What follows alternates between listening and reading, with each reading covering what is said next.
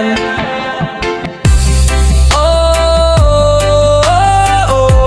Yeah. Sa umaga pa yan. Sa umaga pa lang, kayod na ang tao, pawis na tumutulo, pagod na totoo, buwis na binabayaran. Saan na pupunta?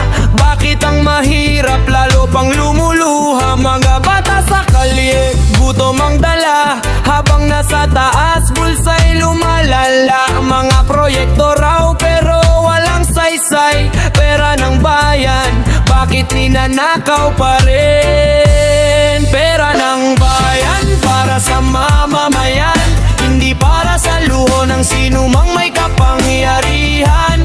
Tama na ang kasinungalingan, bayan ay gising na handang lumaban. Pera ng bayan ibalik sa tarumbayan, serbisyo at justisya ang kailangan. Kapag sama-sama ang sambayanan, babagsak din ang mga magnakaw ng kaban. Sa baryo hanggang lungsod, iisa ang hinaing, mataas ang bilihin, hirap ng tiisin. Trabaho'y kulang pa, sweldo'y kapos lagi, pero ang nasa pwesto may bagong Ferrari. Baha sa kalsada, sirang eskwelahan, ospital kulang gamot para sa mamamayan. Sabi nila tiis lang, aayos din yan, pero taon-taon pareho pa rin ang laban. Hindi kami bulag, hindi kami pipe, naririnig namin ang sigaw ng gabi. Kapag nagkaisa ang ordinaryong tao, katotohanan ay di mo matatakpan ng ginto. Pera ng bayan para sa mamamayan, hindi para sa luho ng sinumang may kapangyarihan.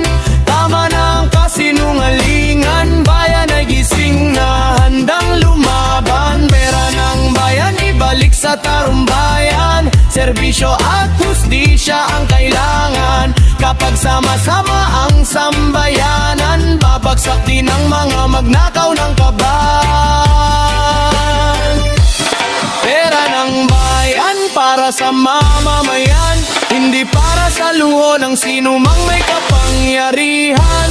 Tama na ang kasinungalingan, bayan ay gising na handang lumaban.